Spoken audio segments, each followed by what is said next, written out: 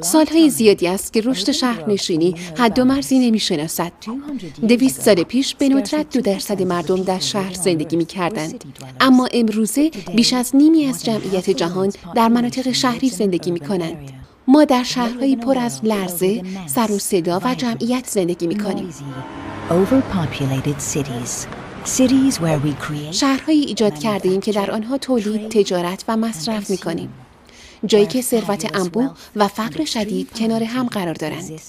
به نظر می‌رسد زندگی شهری ما به حد و مرزی رسیده باشد. اما امیدهای تازه‌ای هم پیدا شده. در جهانی که گرمای جهانی و کمبود رو به افزایش سوخت‌های فسیلی ایجاد شده، گونه‌ای تازه از شهر و شهرنشینی ریشه گرفته است.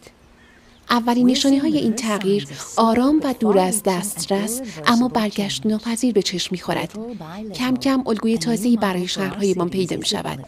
الگویی که نامش را شهر زیست محیطی می‌گذاریم. هدف شهر زیست محیطی کاهش تأثیر شهر بر محیط زیست است. این امر مسئولیت بزرگی است. رشد مراکز پرجمعیت، مصرف انرژی و بازیافت چشم‌انداز تازه‌ای برای شهر ترسیم می‌کند که حتی تنوع اجتماعی هم در دستور کار شهر زیست محیطی قرار می‌گیرد. برای شروع این حرکت بزرگ، 3 چالش بزرگ در پیش رو است. ما باید ساختمان‌هایی را که در آنها زندگی می‌کنیم تغییر شکل بدهیم.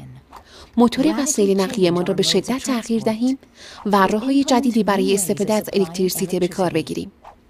برای ساخت شهر زیست محیطی، بهره‌وری از انرژی در اولین قدم قرار می‌گیرد.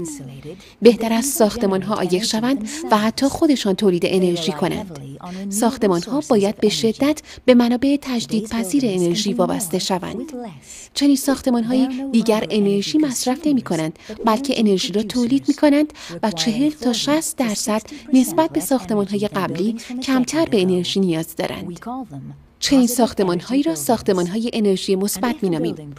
اگر ساختمانی بیش از نیاز خودش انرژی تولید کرد، می‌تواند مازاد آن را با همسایه‌اش شریک شود. به این روش انرژی همتا به همتا می‌گوییم.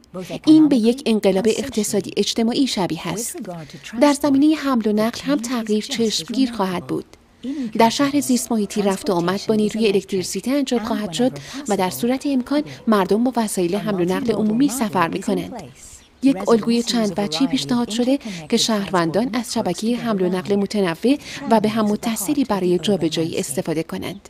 با ترن‌هایی در مرکز شهر چشم‌انداز دیگری ایجاد می‌شود. این دو تغییر اساسی در ساختمانسازی و حمل و نقل به سومین تغییر سرعت می‌دهد.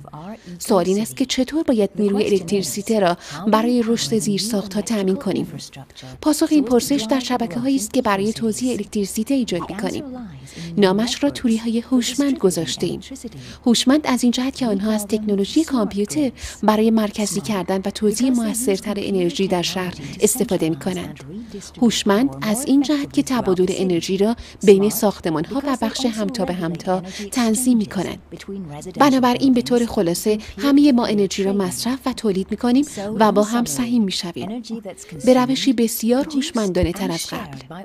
الگوی چند وجهی حمل و نقل با اولویت نیروی الکتریسیته و حمل و نقل عمومی کار می‌کند. شبکه‌های هوشمند تامین نیروی شهر با آلستوم این شیوه انقلابی جدید شهر زیست محیطی همین حالا و در تمام سطوح اتفاق می‌افتد.